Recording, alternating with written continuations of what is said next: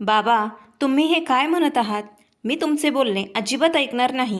तो असह्यपणे त्याच्या वडिलांकडे पाहत होता. तर त्याचे वडील रागाने भरलेले होते. तू का माझं बोलणं ऐकत नाहीस? आयुष्यात पहिल्यांदाच मी तुझ्याकडे काहीतरी मागत आहे. तू माझ्यासाठी इतके पण करू शकत नाही का नितीन? ते रागात त्याला म्हणाले. त्याचा राग शांत झाला. त्याने आश्चर्याने त्यांच्याकडे पाहिले. मला त्या मुलीशी अजिबात लग्न करायचे नाही, नितीन म्हणाला. क्वचित त्याचा राग आवरत होता. तेवढ्यात त्याच्या वडिलांनी रागाने त्याच्या समोरच्या टेबलावर लाथ मारली. टेबल खाली पडला. मग मी असे काहीतरी करेन की त्यानंतर तुम्ही दोघं, आई आणि मुलगा, कोणालाच तोंड दाखवू शकणार नाहीत. त्यांनी स्पष्टपणे नितीनला धमकी दिली. नितीनचा चेहरा फिका पडला. त्याला त्यांचे हेतू समजण्यास वेळ लागला नाही. बाबा, तुम्ही त्या बाईशी लग्न कराल आणि माझ्या आईला बदनाम कराल का? नितीनने स्वतःला सावरले आणि उभे राहून विचारले. नितीन, तुला जे हवे आहे ते तू समजून घे. तू माझं ऐकलं नाहीस, आता मी का तुझं ऐकावं? ते थंडपणे म्हणाले आणि ऑफिसमधून निघून गेले. नितीन तिथेच उभा होता. त्याच्या डोळ्यात राग आणि वेदना दोन्ही होत्या. बाबा, तुम्ही चुकीचं करत आहात. आईला तिच्या डोक्यावर सवत सहन होणार नाही. त्याने मागून हाक मारली, पण त्यांना ऐकू आले नाही. बाबा, नितीन कॉरिडॉरमधून मोठ्याने ओरडला, पण त्याचे वडील थांबले नाही. त्यांचे डोळे लाल झाले होते. मी काय करू? मी काय करू? मी तिच्यावर प्रेम करतो यार, तो स्वतःशीच म्हणाला आणि निशाचा चेहरा त्याच्या डोळ्यांसमोर चमकला. पण त्याच्या हृदयाला माहीत होते की जर त्याने या लग्नाला नकार दिला तर त्याच्या आईचे आयुष्य उद्ध्वस्त होईल. तो त्याच्या वडिलांचा राग आणि त्याच्या आईचा आदर यांच्यात अडकला होता. शेवटी त्याने रुग्णालयात जाण्याचा निर्णय घेतला. गाडी सुरू करताना त्याचे हृदय धडधडत होते. थोड्या वेळाने जेव्हा तो रुग्णालयात पोचला तेव्हा त्याचे वडील डोके टेकवून बसले होते. बाबा, मी तयार आहे त्या मुलीसोबत लग्न करण्यासाठी, तो जड आवाजात म्हणाला. त्याच्यासमोर बेडवर एक स्त्री पडली होती. ती कुमकुवत श्वास घेणारी, जणू काही कोणत्याही क्षणी सर्व काही संपेल. नितीन, अवनी आता बाहेर गेली आहे. ती लवकरच परत येईल. लग्नाची तयारी कर. थाटामाटात नाही तर किमान साध्या पद्धतीने मंदिरात. त्याने त्याचा मोबाईल उचलला आणि कोणाला तरी फोन केला. थोड्याच वेळात अवनी आली. नितीनने तिच्याकडे द्वेष आणि तिरस्काराने पाहिले. त्याचे हृदय गोंधळले होते, कारण ती तीच मुलगी होती जिने त्याचं प्रेम आणि त्याच्या आईचा सन्मान दोन्ही गमावलं होतं. अवनीने देखील त्याच्याशी लग्न करण्यास नकार देत होती, पण तिच्या आईची अवस्था पाहून तिने अखेर हार मानली. मंत्रोच्चारांचा आवाज, घंटांचा आवाज आणि नितीनच्या हृदयातील शांतता, हे सर्व एकत्र प्रतिध्वनित झाले. काही क्षणात लग्नाच्या विधी संपल्या. सर्व काही संपताच नितीन कोणाकडेही न पाहता तिथून बाहेर निघून गेला. त्याचा श्वास जड झाला. मी हे काय केलं? त्याने रागाने भिंतीवर थाप मारली. तेवढ्यात निशाचा फोन आला. त्याने त्याच्या मोबाईल स्क्रीनकडे पाहिले आणि एक दीर्घ श्वास घेतला. निशा, आता मी तुझ्या डोळ्यात पाहू शकत नाही, तो बडबडत म्हणाला. त्याने तिचा कॉल घेतला नाही. दुसऱ्या दिवशी सकाळी लवकरच अवनीच्या आईची प्रकृती बिघडली. अवनी घाबरली आणि तिने नितीनच्या वडिलांना फोन केला.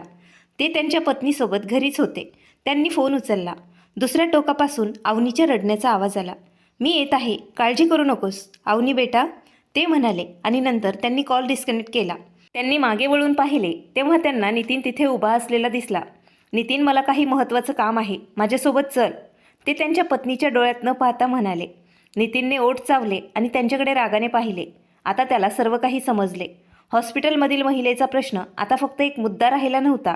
तो आता त्याच्या संपूर्ण घरात पसरणाऱ्या विषारी विषासारखा बनला होता. तुम्ही मला तुमच्यासोबत का आणले आहे? नितीनने रागाने त्यांना विचारले. त्याच्या वडिलांनी त्याच्याकडे कडक नजरेने पाहिले. तुझ्या पत्नीची आई देखील तुझ्यासाठी कोणीतरी आहे. त्यांनी नितीनला कठोरपणे त्याच्या नात्याची आठवण करून दिली. ती तुमच्यासाठी कोणीतरी आहे, ती माझी कोणी नाही, नितीन थंड स्वरात म्हणाला. आणि तुम्ही मला या प्रकरणात ओढले आहे. तुम्हाला माहीत आहे का आई माझ्या आणि तुमच्यासोबत काय करेल? त्याने त्यांना भविष्याबद्दल घाबरवण्याचा प्रयत्न केला. तो क्षणभर गप्प राहिला. त्याचा चेहरा कडक झाला, पण कदाचित त्याच्याकडे दुसरा पर्याय नव्हता. नितीन आणि त्याचे वडील रुग्णालयात पोहोचले तेव्हा सर्व काही संपले होते. तिची आई गेली होती. अवनी स्ट्रेचरला धरून खूप रडत होती. नितीन तिच्याकडे चिडून पाहत होता. त्याच्या डोळ्यात अश्रू नव्हते. त्याच्या चेहऱ्यावर कोणताही पश्चाताप नव्हता. फक्त या मुलीसोबत तो त्याच्या आईला कसं तोंड देईल याचाच तो विचार करत होता. नितीन त्यांच्यासमोर उभा होता तेव्हा त्याच्या वडिलांनी त्यांना हाक मारली. त्यांनी स्वतः सर्व व्यवस्था केली होती. नितीन तिथे फक्त प्रेक्षक म्हणून उपस्थित होता.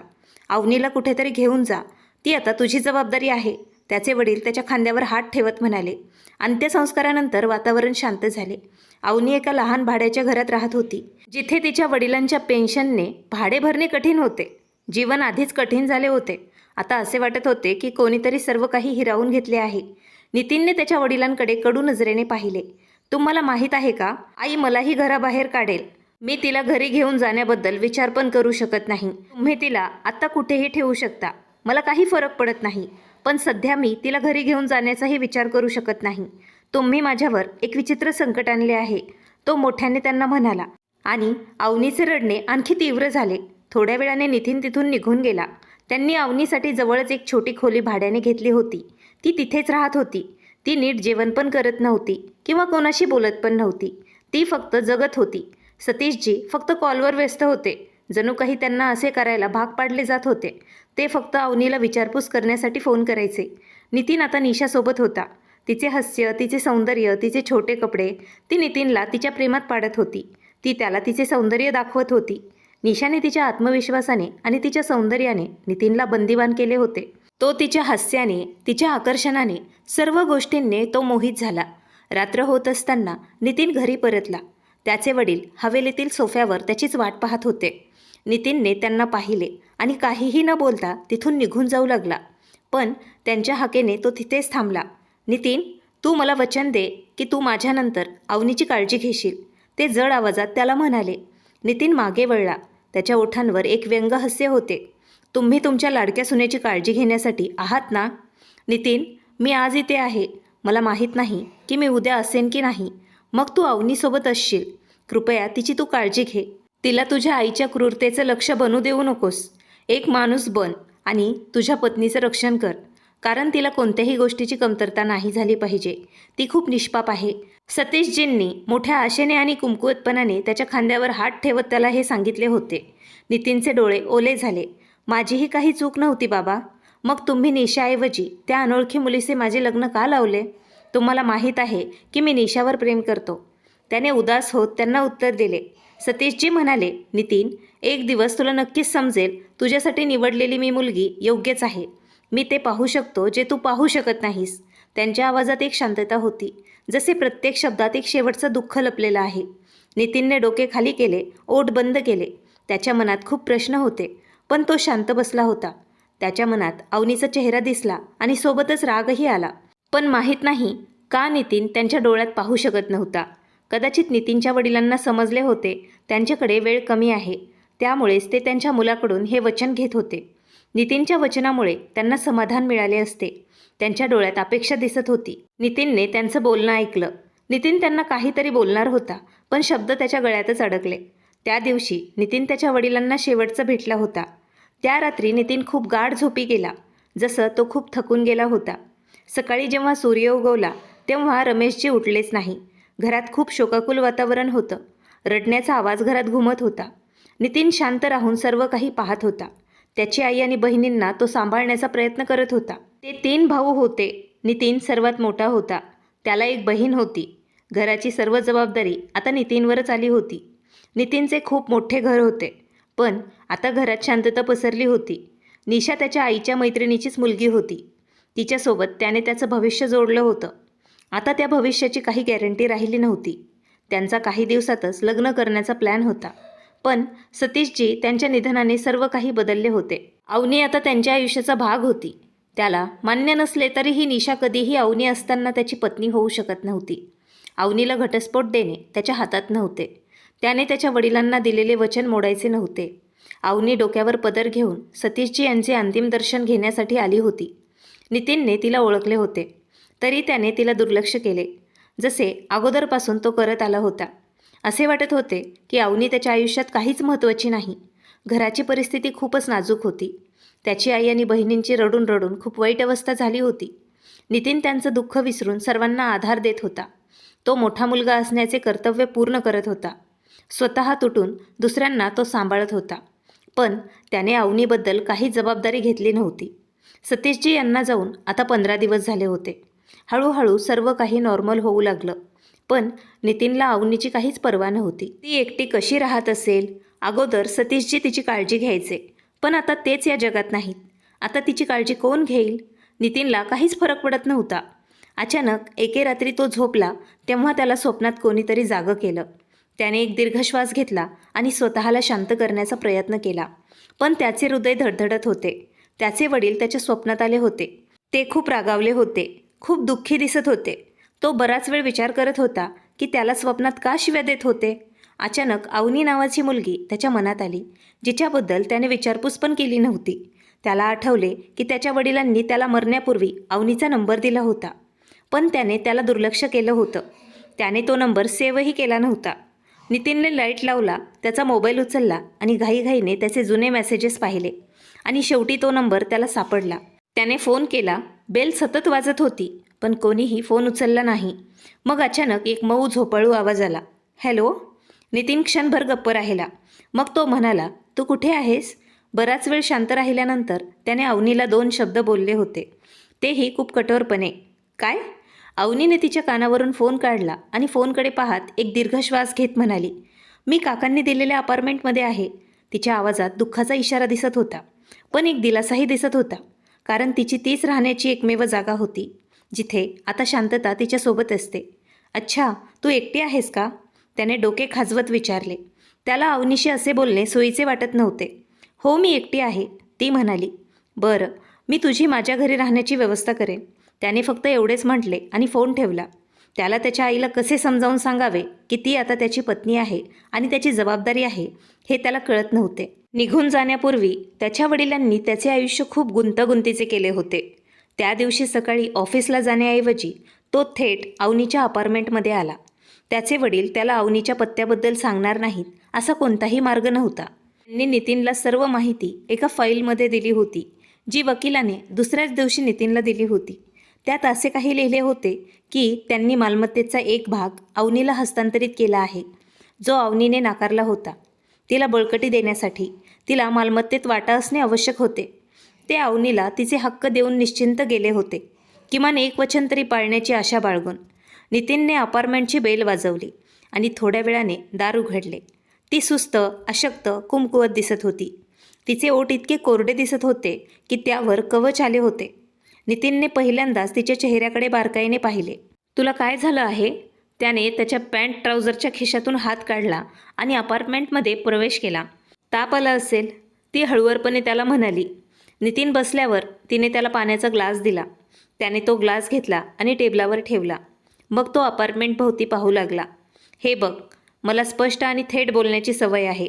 मी तुला स्पष्ट सांगतो, खरं तर माझ्या आईला तुझी आई आवडत नव्हती. तुला त्याचं कारण पण माहीत आहे. पण आता तू माझी पत्नी आहेस. मला तुला घरी घेऊन जावंच लागेल, जेणेकरून मला माझ्या वडिलांच्या वचनापासून थोडी तरी विश्रांती मिळेल. माझी आई तुला हवेलीत पाऊल ठेवू देणार नाही आणि म्हणूनच तुला गेस्ट रूममध्येच राहावं लागेल. तू सहमत आहेस का? त्याने तिला स्पष्ट शब्दात, कोणतेही कारण न देता, कोणतेही ढोंग न करता थेट संभाषण सुरू केले होते. अवनी तिथेच शांत उभी राहिली. ती गोंधळात हरवली होती. म्हणजे मी तुमच्यासोबत राहणार नाही? तिने वर त्याच्या डोळ्यात पाहिले आणि तो आश्चर्याने तिच्याकडे पाहतच राहिला. या मुलीची खूप स्वप्न दिसत होती, जी पूर्ण करण्याचा त्याचा कोणताही हेतू नव्हता. थोड्या वेळाने त्याने मान हलवली. मी आधीच निशाशी वचनबद्ध आहे, म्हणूनच मला पती पत्नीचा कोणताही खेळ खेळायचा नाही. तू तिथे राहा जिथे आपण सर्वजण मनशांतीने राहू शकतो. तो उठून त्याच्या बुटाचे बंद बांधत म्हणाला. तू तयार हो, मी संध्याकाळी तुला घ्यायला येईन. आईला तुझा खूप राग येतो. तुलाच तिला सांभाळावं लागेल, कारण लग्नात माझा काही बोलण्याचा अधिकार नव्हता. असे म्हणून त्याने खांदे उडवले, जणू काही त्याने स्वतःला संपूर्ण प्रकरणातून दूर केले होते. तो खोलीतून निघून गेला. अवनी त्याच्या पाठीकडे पाहत राहिली, जोपर्यंत तो तिथून निघून गेला नाही. तिला आनंदी राहायचे की दुःखी हे कळत नव्हते. तिने एक छोटी बॅग तयार ठेवली होती. त्या संध्याकाळी नितीन आला तेव्हा तो तिला घेऊन गाडीत बसला. सीट बेल्ट लावत त्याने अवनीकडे पाहिले, कारण तिने तिचा सीट बेल्ट बांधला नव्हता. सीट बेल्ट लाव, तो म्हणाला आणि त्याने तिच्याकडे बेफिकरपणे पाहिले. ती कधीही गाडीमध्ये बसली नव्हती, म्हणून तिला सीट बेल्ट कसा लावायचा हे माहीत नव्हतं. सीट बेल्ट लाव. जेव्हा त्याने दुसऱ्यांदा असे म्हटले तेव्हा तिने लाजिरवाणी नजर खाली केली. अरे यार, हे लाव, त्याने पुन्हा रागाने म्हटले. मग ती त्याच्याकडे पाहू लागली आणि घाबरत म्हणाली, हे कसं लावतात? तिने इतक्या निरागसपणे विचारले की नितीन तिच्याकडे पाहतच राहिला. तर अवनीला त्याच्या सततच्या नजरेने आणखी लाज वाटू लागली. तिने जबरदस्तीने इकडे तिकडे सीट बेल्ट लावण्याचा प्रयत्न करायला सुरुवात केली, पण तिला तिच्या प्रयत्नात यश येत नव्हते. हे पाहून नितीन खूप चिडला. तो पुढे सरकला, तिच्यावर झुकला आणि त्याने सीट बेल्ट ओढून त्याच्या जागी बसवला. मग रागाने डोके हलवत म्हणाला, बाबा, तुम्ही या अज्ञानी मूर्ख मुलीला माझ्या गळ्यात बांधले आहे. त्याने रागाने स्वतःशीच विचार केला, पण अवनीने तिचे हृदय आणि श्वास रोखून धरला होता. नितीन तिच्या जवळ आल्यामुळे तिचे हृदय धडधडत होते. नितीनने तिच्या लाजलेल्या चेहऱ्याकडे पाहिले. यार, किती पागल मुलगी आहे ही. यात एवढं लाजण्यासारखं काय आहे? रागाने आणि तिरस्काराने डोके हलवत त्याने गाडी चालवण्यावर लक्ष केंद्रित केले. प्रवास खूप शांतपणे पार पडला. लवकरच ते मुख्य रस्त्यावर पोहोचले आणि गाडी वाऱ्याशी संवाद साधू लागली. मावळणारा सूर्य सुंदर दिसत होता. गाडीतून ती पहिल्यांदाच प्रवास करत होती आणि तेही तिच्या जोडीदारासोबत. ही तिची पहिलीच वेळ होती. तिने नितीनकडे चोरून पाहिले, पण तो तिची काळजी न करता गाडी चालवत राहिला. गाडीतून बाहेर पाहताना तिला खूप आनंद झाला. तिची तब्येत आता सुधारत होती. नाहीतर तिच्या आईच्या निधनानंतर सतीश काकांच्या निधनाने तिला खूप त्रास झाला होता. तिने तिचा दुपट्टा स्वतःभोवती घट्ट गुंडाळला होता. पूर्णपणे कपडे घातलेले होते. मेकअपशिवाय तिचा चेहरा स्वच्छ दिसत होता. ही साधी निरागस मुलगी आता आधुनिक जगात प्रवेश करत होती. गाडी थांबली. चौकीदाराने मोठा गेट उघडला आणि गाडी आत आली. नितीन खाली उतरला. त्याचे सामान त्याने बाहेर काढले आणि अवनीला मागे यायला सांगितले. ती शांतपणे त्याच्या मागे गेली. मोठ्या हवेलीला जोडलेलंच एक छोटंसं गेस्ट हाऊस होतं. त्याने कुलूप उघडून आत जाण्यास तिला सांगितलं. गेस्ट हाऊसमध्ये कोणीही राहत नव्हतं, त्यामुळे ते कोळ्याच्या जाळ्यांनी आणि धुळीने माखलेलं होतं. नितीनने तिचे सामान तिथे ठेवले आणि थंडपणे म्हणाला, हे सर्व तू स्वतः स्वच्छ कर, कोणताही विचार किंवा सहानुभूती न बाळगता. तो वळला आणि तिथून निघून गेला. अवनी फक्त त्याला जाताना पाहत राहिली. तिच्या डोळ्यात थोडेसे अश्रू आले. तिला वाटले की तो थोडा वेळ थांबून तिच्याशी बोलेल. तिने उसासा टाकला. मग तिने चादरी काढल्या आणि खोली स्वच्छ करायला सुरुवात केली. तिच्याकडे दुसरा पर्याय नव्हता. तिला या गोंधळात झोप येत नव्हती. खोली लहान होती आणि स्वयंपाकघर त्याला जोडलेलं होतं. एक लहान संलग्न बाथरूम होतं. अवनी बराच वेळ साफसफाई करत होती. नंतर थकून ती जमिनीवर बसली. थोड्या वेळाने तिने आंघोळ करून स्वतःला ताजेतवाने केले, पण तिच्यात स्वयंपाक करण्याची हिंमत नव्हती. तिला खूप भूक लागली होती, पण थकवा खूप जास्त वाढला होता. नितीनकडे एवढा वेळ नव्हता की त्याने तिला जेवलीस का विचारावं. तो तर निशासोबत एका पार्टीत व्यस्त होता. त्याच्या मागे त्याची पत्नी कशी असेल याची त्याला पर्वा नव्हती. नितीनची आई गेस्ट हाऊसमध्ये लाईट चालू पाहून आश्चर्यचकित झाली. खिडकीजवळ उभी असताना तिला काहीतरी विचित्र वाटले. ती बागेतून बाहेर आली आणि गेस्ट हाऊसकडे गेली. तिथे कुलूप उघडे पाहून तिचे डोळे मोठे झाले. तिने दार वाजवले. आवाज ऐकताच चौकीदार धावत आला आणि घाबरत म्हणाला, मॅडम, आत्ता छोट्या मॅडम झोपल्या असतील. कोणत्या छोट्या मॅडम? नितीनच्या आईने कपाळावरचे केस साफ करत कठोरपणे विचारले. त्यांना माहीत होते गेस्ट हाऊस अनेक महिन्यांपासून रिकामे होते, तर तिथे कोण राहत होते? मॅडम, नितीन साहेब एका मुलीला घेऊन आले आहेत. ती मुलगी इथे राहते. चौकीदाराने घाबरत त्यांना सांगितले. नीलमचे डोळे आश्चर्याने विस्फारले. नितीनने यापूर्वी कधीही कोणत्या मुलीला घरी आणले नव्हते. हो, त्यांना हे माहीत होते की त्याची निशाशी मैत्री आहे, पण त्याने हे सर्व दाराबाहेरच ठेवले होते. ती मुलगी कोण आहे? त्यांनी रागाने कपाळावर आठ्या आणत त्याला विचारले. मला माहीत नाही मॅडम, पण नितीन साहेब तिला इथे सोडून गेले. चौकीदाराने घाबरून त्यांना उत्तर दिले. ठीक आहे, दार वाजवा. मी स्वतःच त्या मुलीला विचारते की ती कोण आहे. त्यांच्या डोळ्यात संशय आणि राग दोन्ही दिसत होते. चौकीदार घाबरून दार वाजवत होता. आज झोपलेली अवनी अचानक उठली. तिने पटकन गळ्यात स्कार्फ घेतला आणि थरथर कापत दार उघडले. कडक चेहऱ्याची महिला आणि चौकीदार तिच्यासमोर उभे होते. नीलमने डोक्यापासून पायापर्यंत तिच्याकडे पाहिले. साध्या कपड्यातील एक साधी मध्यमवर्गीय मुलगी. त्यांच्या कपाळावर आठ्या पडल्या. नितीन आणि ही मुलगी? त्यांनी स्वतःच मनात विचार केला. नितीनने आजपर्यंत कधीही त्याच्या समुदायातील मुलीशी मैत्री केली नव्हती. मग त्याने या मुलीला इथे कसे आणले?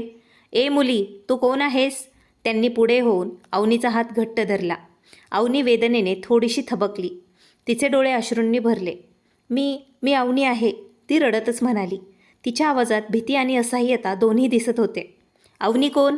त्यांनी त्यांच्या कपाळावर आठ्या आणत तिच्या हातावर घट्ट पकड घेतली. ती वेदनेने ओरडली. अवनीला आता नीलमला काय उत्तर द्यावे हे कळत नव्हते.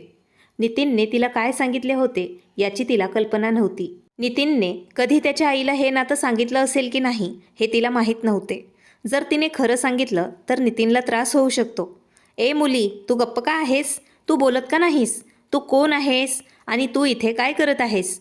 नितीनशी तुझं नातं काय आहे? अवनीवर प्रश्नांचा वर्षाव झाला. तिचे ओठ थरथर कापू लागले. ती काही बोलण्यापूर्वीच मागून नितीनचा आवाज आला. आई, मी तुला सांगणारच होतो. मागून नितीनचा आवाज ऐकून नीलमने मागे वळून पाहिले. तू मला काय सांगणार होतास? आणि ही मुलगी कोण आहे? मला न विचारता तू तिला घरी का आणलेस? ही मुलगी कोण आहे? त्या रागाने पाहत नितीनवर प्रश्नांचा वर्षाव करत होत्या. नितीन आता रागाने अवनीकडे पाहत होता. ती माझी पत्नी आहे, नितीन थंड आवाजात म्हणाला. हे नातं सर्वांसमोर आणायला हवं होतं, मग आज का नाही? पत्नी? तू शुद्धीवर आहेस का? नीलमजी उपहासाने म्हणाल्या. जणू काही त्यांना नितीनच्या मानसिक स्थितीवर शंका येत होती.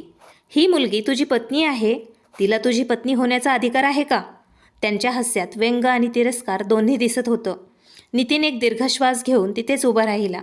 2 पावले चालत तो त्याच्या आईजवळ आला आणि त्यांचे हात त्याने हातात धरले. त्याच्या आईच्या या विधानाने त्याला अवनीबद्दल अजूनच राग आणि द्वेषाने भरले. खरंच या मुलीला नितीन शर्माची पत्नी होण्याचा अधिकार नव्हता. आई, बाबांनी हे लग्न ठरवलं होतं, तो त्यांना हळूच म्हणाला. नीलमजी आश्चर्याने तोंड उघडून त्याच्याकडेच पाहत होत्या. नितीन क्षणभर थांबला, जणू काही विचार करत होता. पुढे काय बोलावं? आई, ही मुलगी कोणाची मुलगी आहे हे जाणून तुला खूप धक्का बसेल. त्याने सत्य उघड करण्याचे आता ठरवले होते. ती उर्मिलाची मुलगी आहे का?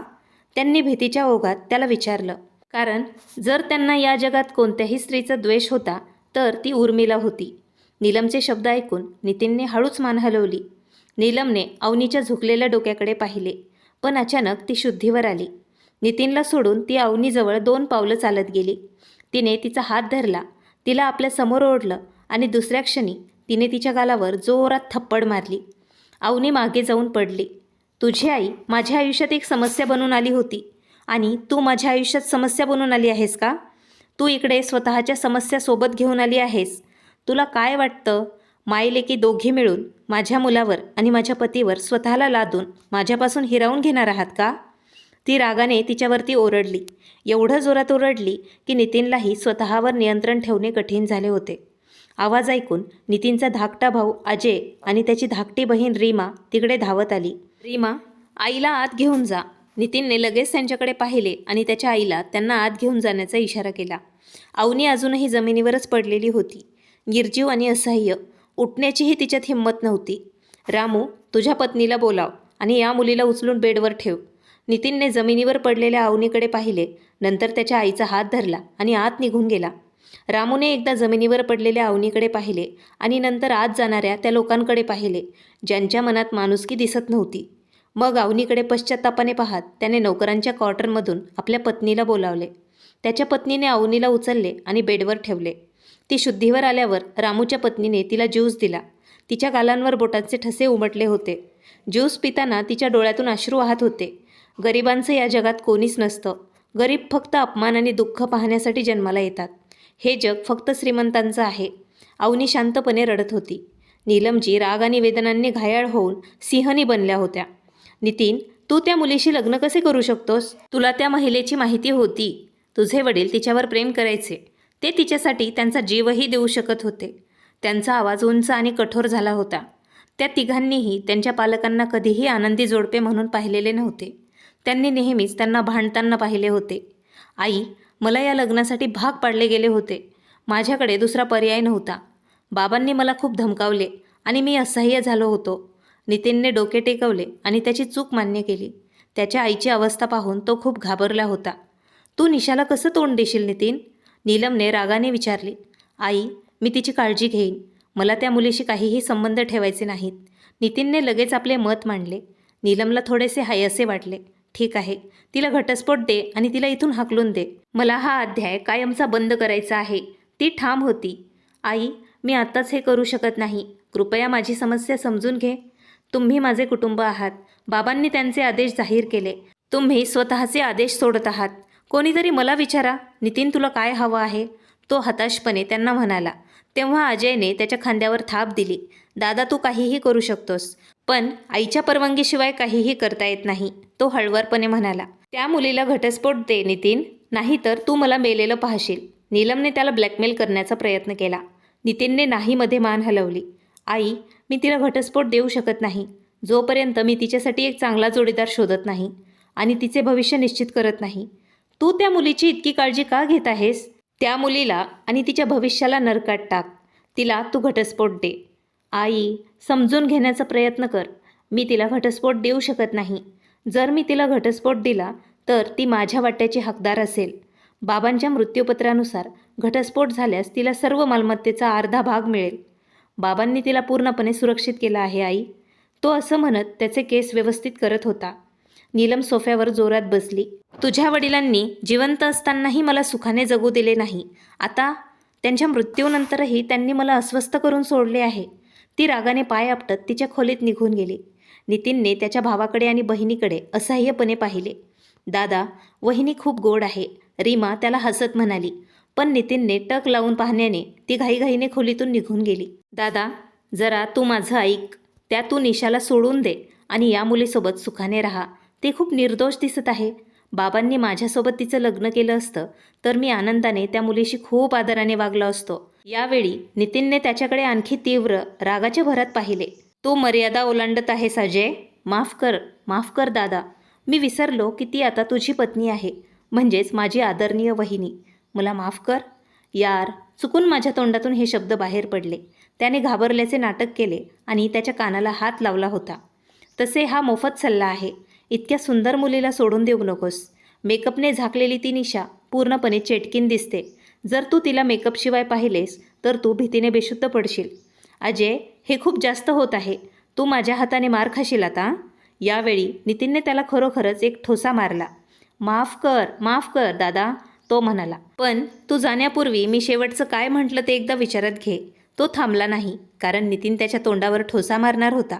तो पटकन त्याच्या खोलीतून पळाला. नितीनने एक उसासा टाकला. त्याला निशाबद्दल काय विचित्र दिसत आहे हे माहीत नव्हते, पण नितीनला निशामध्ये काहीच वाईट दिसले नाही. त्याने स्वतःला सावरले, एक दीर्घ श्वास घेतला आणि झोपण्यासाठी त्याच्या खोलीत गेला. पडदे काढून त्याने गेस्ट हाऊसकडे पाहिले, जिथे लाईट बंद दिसत होते. त्याने दीर्घ श्वास घेतला आणि तिथून निघून गेला. त्याच्या मनात हा विचार आला.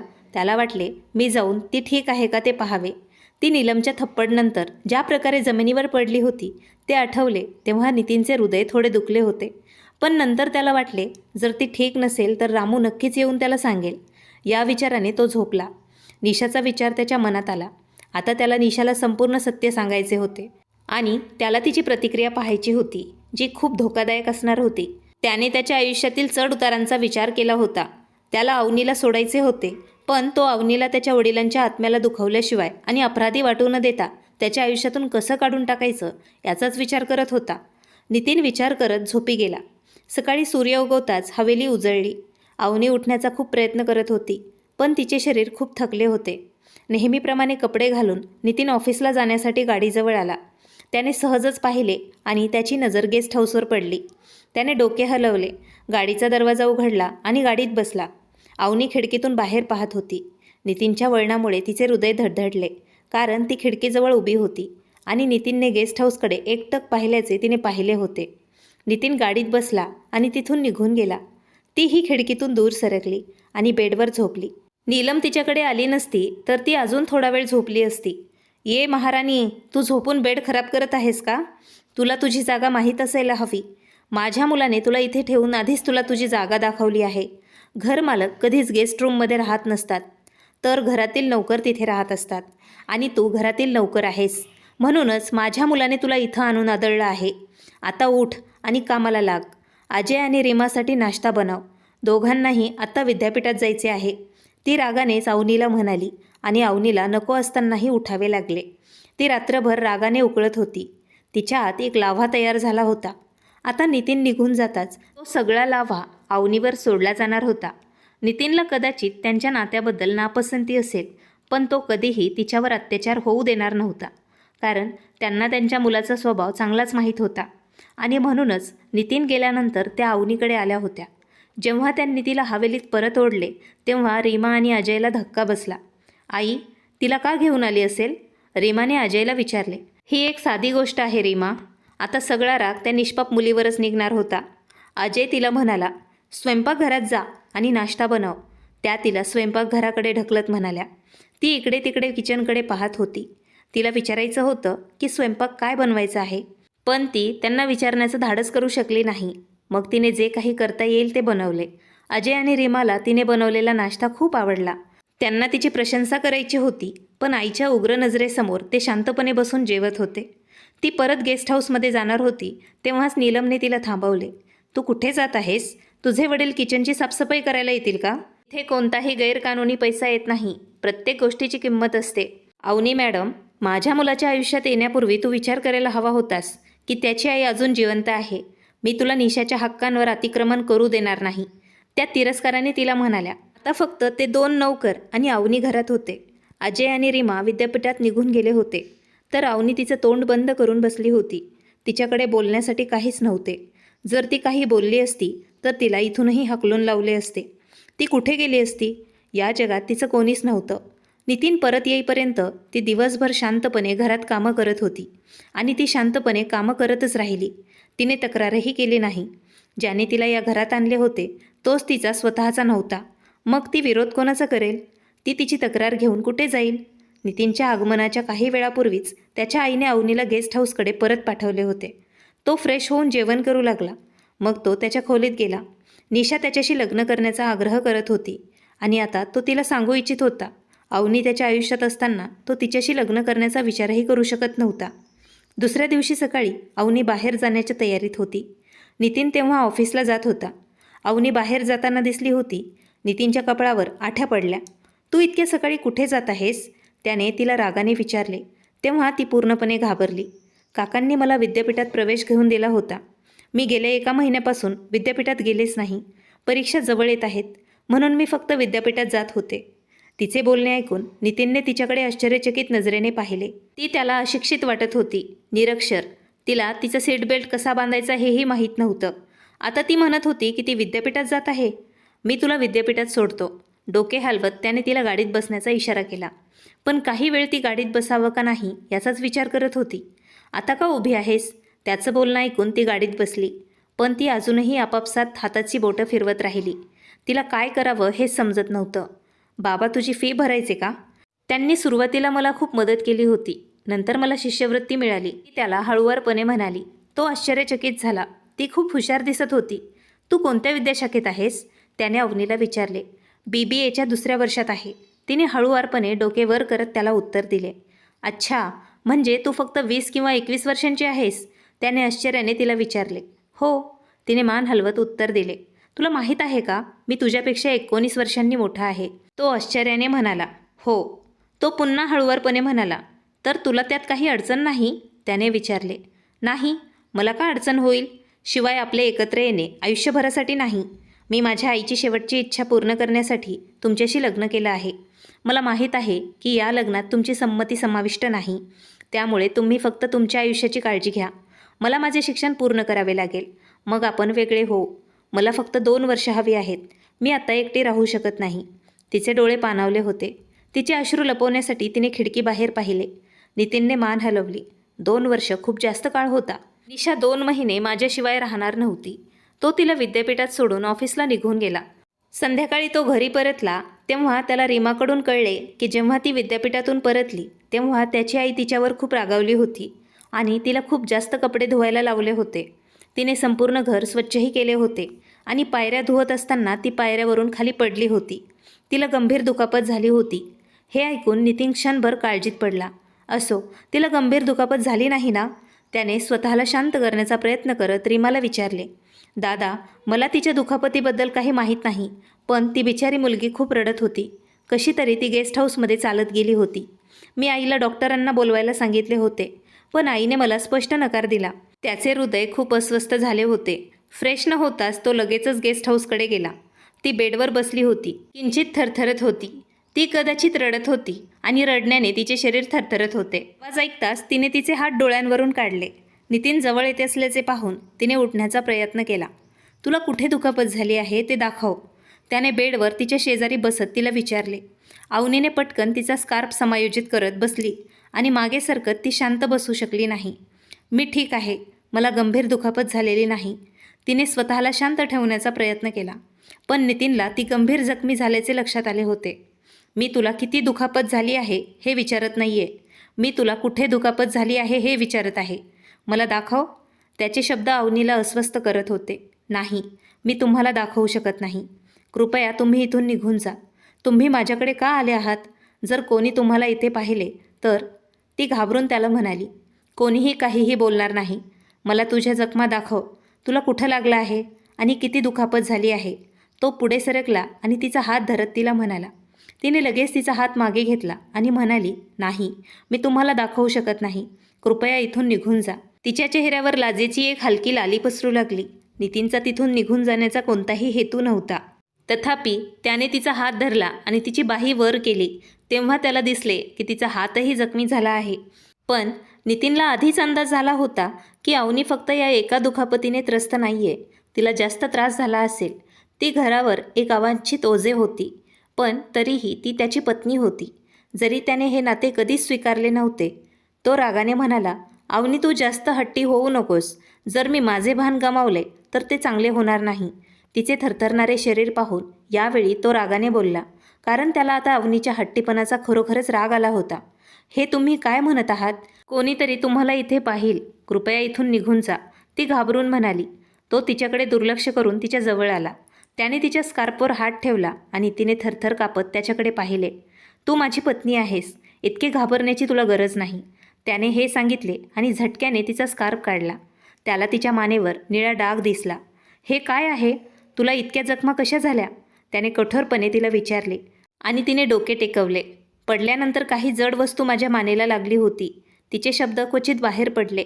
त्याने हळूहळू त्याचे डोके खाली केले आणि एखाद्या गुन्हेगारासारखं त्याचा गुन्हा कबूल करत म्हणाला, मग तू मला फोन करायला हवा होतास. तुला किती दुखापत झाली आहे? त्याने तिला विचारत तिच्या जखमेला त्याच्या बोटांनी हलका स्पर्श केला आणि अवनीच्या ओठातून एक किंकाळी बाहेर पडली. तो तिच्या इतक्या जवळ होता की ती तिचे दुःख विसरू शकत होती आणि त्याच्या परफ्यूमच्या सुगंधात हरवून गेली होती. तिचे हृदय खूप धडधडू लागले. थांब, मी लगेच परत येतो, नितीन विचार करत खोलीतून बाहेर पडला. पण त्याच्यासमोर त्याची आई उभी असलेली पाहून तो घाबरला. तू कोणता डॉक्टर नाहीस नितीन, ज्यामुळे तू इथे तिच्यावर उपचार करायला आला आहेस. जर ती मेली तर तिला मरू दे. तो द्वेष आणि मानवतेला फाडून टाकत म्हणाला, आई, तू विसरू नकोस, ती माझी पत्नी आहे. मी तिला या स्थितीत सोडू शकत नाही, नाहीतर मी पण पापाचा भागीदार होईल. तो कठोरपणे म्हणाला आणि त्यांच्यापासून दूर गेला. तो प्रथमोपचार किट घेऊन अवनीसमोर बसला. त्याने तिची जखम स्वच्छ केली आणि हळुवारपणे त्यावर मलम लावायला सुरुवात केली. तिच्या ओठांमधून मऊ रडणे सुटले. तिला वेदना होत होत्या, पण तिने ते सहन केले. नितीन थोडा जवळ सरकला आणि हळुवारपणे तिच्या जखमेवर त्याने फुंकर मारली. अवनीच्या अंगावर काटा आला. मानेच्या जखमेवर मलम लावल्यानंतर त्याने तिला खांद्याला धरले आणि तिला बेडवर मागे टेकवले. पण नितीन घाबरला, कारण जेव्हा नितीनने तिच्या खांद्यावर हात ठेवताच ती वेदनेने कुरकुरली. तुला इथे पण दुखापत झाली आहे का? त्याने तिला आश्चर्याने विचारले. पण यावेळी ती घाबरली होती. नाही, ही फक्त एक किरकोळ दुखापत आहे. मी तिथे स्वतःच मलम लावते. ते मलम तुम्ही मला द्या. तिने नितीनच्या हातातून मलम पटकन घेतला. त्याला तिचे वागणे बघून पूर्णपणे धक्का बसला. तुला कुठे दुखापत झाली आहे ते मला दाखव. मी तुम्हाला सांगते ना की मी मलम स्वतः लावेन. ती नितीनला आता तिची जखम दाखवू शकली नाही. तू फक्त शांत बस, एकही शब्द बोलू नकोस. त्याने तिला आधीच फटकारले होते आणि गप्प केले होते. मग तिच्या शर्टची बटणं काढून त्याने तिचा कुर्ता खांद्यावरून खाली खेचला. तिथे एक छोटासा कट लागला होता. रक्तस्राव थांबवण्यासाठी कापसाचा तुकडा लावलेला दिसत होता. तुला इतकी खोल जखम कशी झाली? ते मी काचेचं भांडं धरलं होतं. मी पडल्यावर ते तुटलं आणि त्या काचेवर मी पडले, ती हळूहळू म्हणाली. तिचे डोके खाली होते. तो तिची जखम काळजीपूर्वक साफ करत असताना अवनी एका हाताने स्वतःला लपवण्याचा प्रयत्न करत होती. हे लक्षात येताच नितीनचा हात क्षणभर थरथरला. त्याच्या हृदयाचे ठोके चुकले.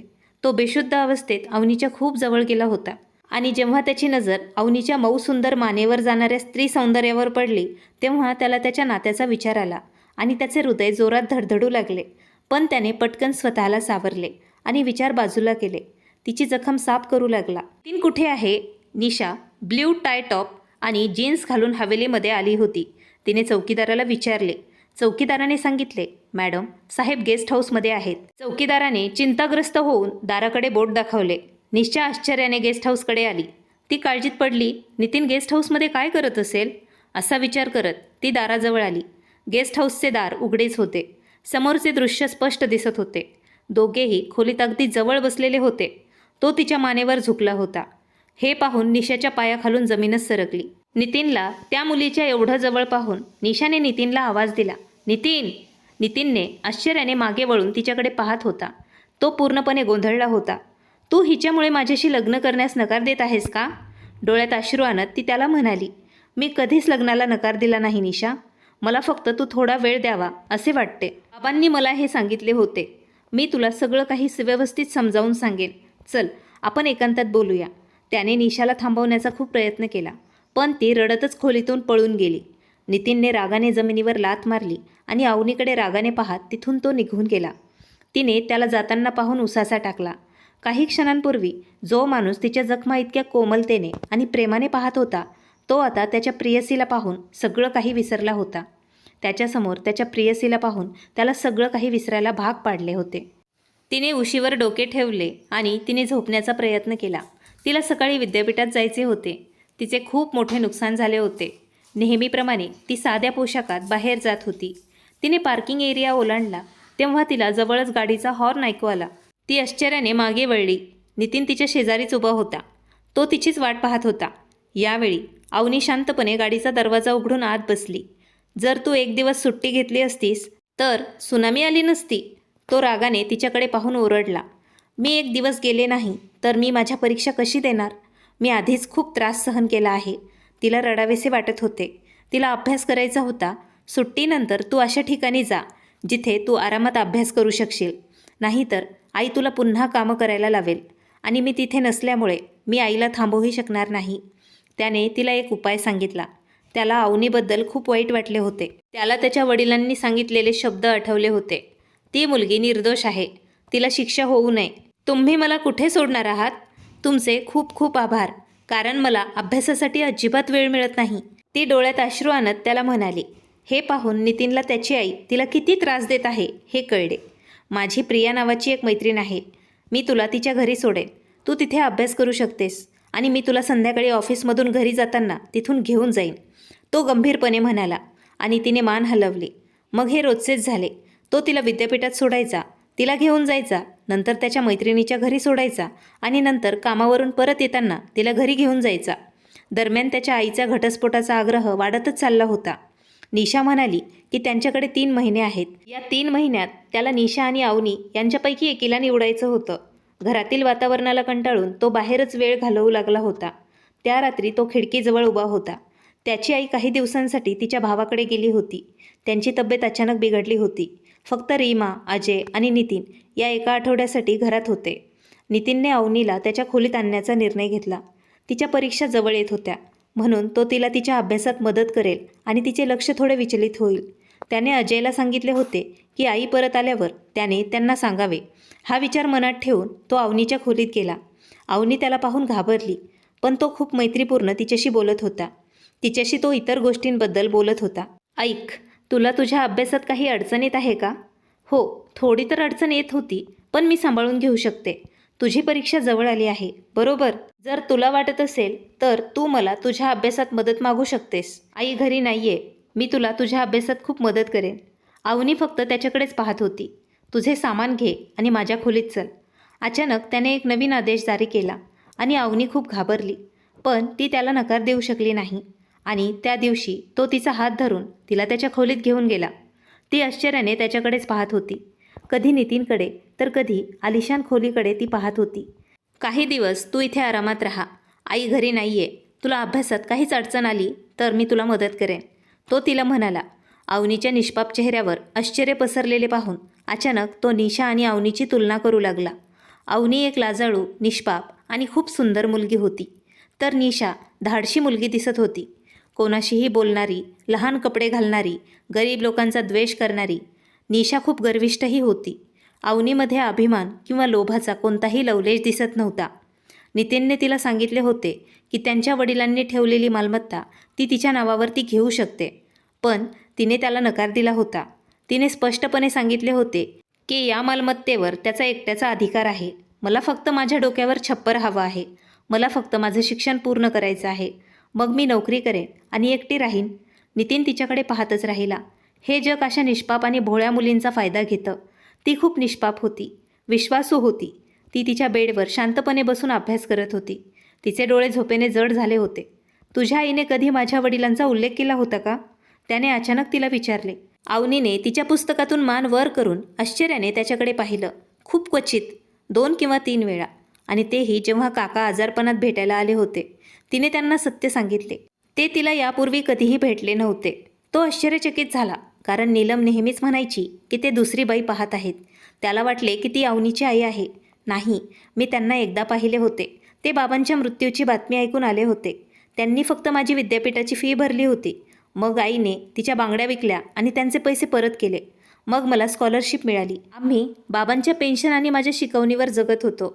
आम्हाला काय गरज होती? काका हॉस्पिटलमध्ये आल्यावर आम्ही त्यांना भेटलो. आईने मला सांगितले की ते दोघेही एकमेकांना आवडतात. पण काकांच्या वडिलांनी त्यांचे लग्न त्यांच्या ओळखीच्या व्यक्तीशी लावून दिले. काका खूप चांगले होते. ते त्यांचे नाते टिकवून ठेवत होते. पण नीलम काकूंना माहीत होते की त्यांना आई आवडते.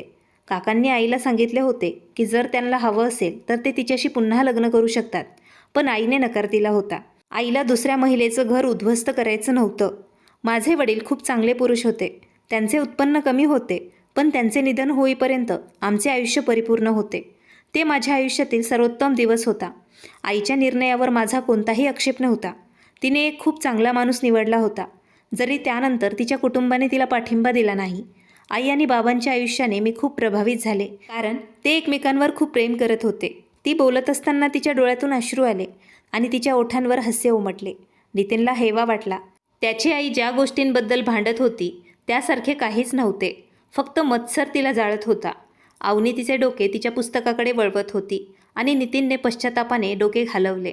अवनी वाचत असताना बेडवर झोपली होती, तर नितीन सोफ्यावर बसला होता. आता त्यालाही झोप येऊ लागली होती. तो सर्व काही विसरून बेडवरती आला. त्याने लाईट बंद केली आणि झोपला. अवनीने त्याच्या छातीवर हात ठेवला तेव्हाच तो शुद्धीवर आला. तो घाबरला. त्याने आजूबाजूला पाहिले. मग त्याला आठवले त्याने अवनीला अभ्यासात मदत करण्यासाठी त्याच्या रूममध्ये आणले होते. अवनी गाढ झोपेत होती. तिला उठवणे त्याला योग्य वाटले नव्हते. तथापि तो तिला स्पर्श करू इच्छित होता. जर ती दुरून इतकी निष्पाप दिसत असेल तर ती स्पर्श करताना कशी दिसेल? त्याला तो क्षण आठवला जेव्हा तो तिच्या जखमांवर मलम लावत होता. ती घाबरून कशी लाजून लाल झाली होती. तिच्या लाजिरवाण्या चेहऱ्याची आठवण आल्याने नितीनच्या ओठांवर हास्य आले. त्याला तो काय विचार करत आहे हे माहीत नव्हते, पण त्याने अवनीच्या गालांवर बोटांनी स्पर्श केला. नंतर तो पुढे सरकला. तिच्या कपाळावर त्याने ओठ ठेवले आणि डोळे शांतपणे मिटले. त्याच्यावर शांतता पसरली होती. पहिल्यांदाच त्याला जाणवले की या नात्यात किती शांतता आहे. अवनी दुसऱ्या दिवशीही गेस्ट हाऊसमध्येच होती, पण नितीन दुसऱ्या दिवशीही तिला खोलीत घेऊन आला होता. तो तिच्याकडे ओढला जात होता. आता नितीनला ती हवीशी वाटत होती. निशा त्याला जवळ येण्याची संधी स्वतः देत असे, पण तो कधीही तिच्याकडे दुर्लक्षच करत होता. तो नवीन विचारांचा माणूस होता, पण लग्नाआधीच तो निशासोबत नातेसंबंधात अडकेल इतकाही वाईट नव्हता. त्या रात्री ते सर्वजण एकत्र जेवण करत होते. रीमा अवनीला प्रश्न विचारत होती आणि ती त्यांची उत्तरं देत होती. नितीन त्यांना बोलताना पाहत होता. तो जेवतही होता. रीमा नितीनला म्हणाली की तिला अवनी तिच्या खोलीत झोपायला यावी असं वाटते. कृपया दादा, मला तू नकार देऊ नकोस. पण नितीन अनिच्छुक होता. त्याला भीती होती की तिच्या अभ्यासात अडथळा येईल. तिच्या परीक्षा खूप जवळ आल्या होत्या, म्हणून त्याने ठामपणे तिला नकार दिला. अवनीने मान हलवली. तिलाही अभ्यास करायचा होता. दरम्यान रीमा अस्वस्थ होऊन जेवणानंतर तिच्या खोलीत निघून गेली आणि नितीन त्याच्या खोलीत आला. थोड्या वेळाने अवनी आली. तिला अजूनही त्याच्या खोलीत येताना विचित्र वाटत होते. आदल्या रात्री बेडवर झोपल्याबद्दल तिला स्वतःवर खूप राग येत होता. सकाळी उठल्यावर ती बेडवर एकटीच झोपलेली होती, तर नितीन सोफ्यावर झोपलेला होता.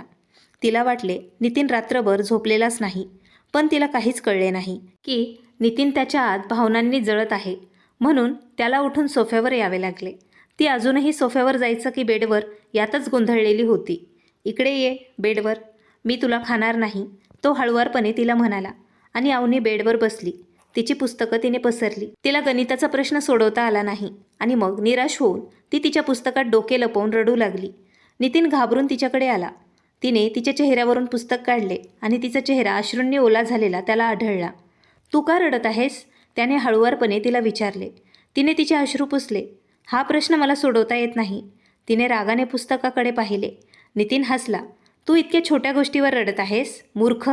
तो हसला आणि तिच्या हातातून त्याने पुस्तक घेतलं. तिच्याकडे गेला आणि तिला गणिताचा प्रश्न समजावून सांगू लागला. अवनी आश्चर्याने त्याच्या हालत्या हातांकडे पाहत राहिली. तुम्ही खूप हुशार आहात, ती म्हणाली. तिचे डोळे आश्चर्याने उघडले होते. तिचे हात तिच्या गालावर होते. नितीन तिच्या निष्पाप चेहऱ्याकडे पाहून हसला. तो तिच्यावर खूप अपार प्रेम करत होता आणि विचार न करता तो खाली वाकला आणि हळुवारपणे तिच्या गालाला त्याच्या ओठांनी त्याने स्पर्श केला. त्याच्या कृतीवर ती थबकली. मी अभ्यास करायला इकडे आले आहे, ती घाबरून त्याला म्हणाली. ते दोघं 2 वर्षात वेगळी होणार होती, म्हणून तिला असे नाते नको होते जे तिला वेगळे करणे सहन होणार नाही. नितीन तिचा नव्हता, तो निशाचा होता. अर्थातच अभ्यास कर, मी तुला कधीच थांबवले नाही, तो दूर जात तिला म्हणाला. अवनी उठली आणि सोफ्यावर गेली. नितीनने भुवया उंचावल्या, पण तो काहीच बोलला नाही.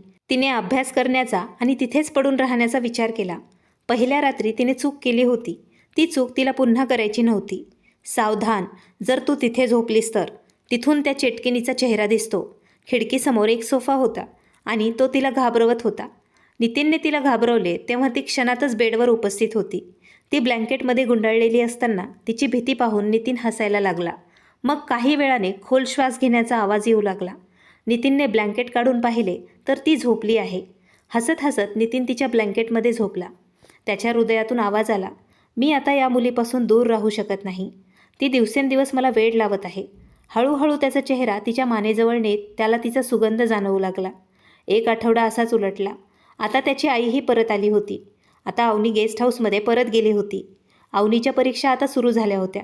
ती तिच्या परीक्षेत मनापासून खूप रमली होती. नितीनचे हृदय आता धडधडत होते. ती 1 आठवड्यासाठी त्याच्या खोलीत राहिली होती आणि त्या 1 आठवड्यात तो तिच्या प्रेमात पडला होता. तिची निरागसता, तिचं सौंदर्य, तिचा मनमोहक सुगंध त्याला वेड लावत होता. तो हे नातं पुढं नेऊ इच्छित होता. तो निशाला खूप दिवसांपूर्वीच विसरला होता. नितीन तिला भेटायला सांगायचा, पण ती त्याला नकार द्यायची. 1 आठवड्यानंतर तिच्या विद्यापीठाला सुट्टी होती. नितीन आणि अवनी त्या दिवशी कोणाला तरी भेटायला बाहेर गेले होते. परत येताना त्यांच्या गाडीचा अपघात झाला. बेशुद्ध अवस्थेत असलेली अवनी नितीनला हाक मारत होती. त्यांना रुग्णालयात नेण्यात आले. निशासह कुटुंबातील सर्वजण तिथे जमले होते. नितीनचा पाय फ्रॅक्चर झाला होता, तर अवनीचा हात फ्रॅक्चर झाला होता. दोघांनीही 2 दिवस रुग्णालयात घालवले होते. जखमा आणि मुक्का मार खूप लागला होता. नितीनने अवनीला त्याच्या खोलीत येण्यास सांगितले, तेव्हा त्याची आई त्याच्यावर संतापली. पण यावेळी नितीनला कोणाच्याही रागाची पर्वा नव्हती. नितीनच्या पायाची अनेक हाडे खूप फ्रॅक्चर झाली होती, ज्यामुळे तो निरुपयोगी झाला होता. काही दिवसातच त्याला ऑपरेशनसाठी निघून जावे लागले. अपघातानंतरही अवनी नितीनची काळजी घेण्यात व्यस्त असायची. निशाने त्याला स्पष्टपणे सांगितले की ती एका अपंग व्यक्तीची आता वाट पाहू शकत नाही. निशाच्या तावडीतून तो आता सुटला. याबद्दल त्याने मनापासून देवाचे आभार मानले. त्याला अवनीबद्दल वाईट वाटले. ती स्वतःची काळजी न करता त्याची खूप काळजी घेत राहिली. नितीन तिचे पुरेसे आभार मानू शकला नाही. आता तिच्या हातावरचे प्लास्टर काढून टाकण्यात आले होते आणि ती नियमितपणे नितीनची काळजी घेत असे. नीलम हे पाहून आश्चर्यचकित झाली. अवनी रात्रंदिवस नितीनच्या काळजीसाठी पूर्णपणे समर्पित होती. ती त्याच्यासाठी पूर्णपणे वेडी झाली होती. त्या दिवशी तो त्याचा शर्ट काढण्याचा प्रयत्न करत बसला होता, पण तो त्याचा शर्ट काढू शकला नाही. पूर्वी एक पुरुष नर्स होता, जी सर्व कामं त्याची करत होता. नितीनला वाटले की तो आता बरा झाला आहे, म्हणूनच त्याने त्या नर्सला रजा दिली होती. पण आता त्याला ते लक्षात येत होतं, त्याने ती चूक केली आहे. त्याने ती आणखी काही काळ ठेवायला पाहिजे होती. जेव्हा अवनीने त्याला शर्टशी झगडताना पाहिले, तेव्हा ती त्याच्याकडे आली आणि जेवणाचा ट्रे तिने टेबलवर ठेवला. तू मला फोन करू शकला असतास. तू अनावश्यक काळजी करत आहेस. तिने नितीनचा हात धरला, त्याची बाही काढली. त्याला काहीच वेदना जाणवत नव्हत्या असे आढळले. मग तिने दुसरी बाही काढली आणि त्याला दुसरा शर्ट घालायला लावला. बाबांनी तुझ्याबद्दल जे काही मला सांगितले ते सर्व काही खरे आहे. तिने नितीनकडे आश्चर्याने पाहिले.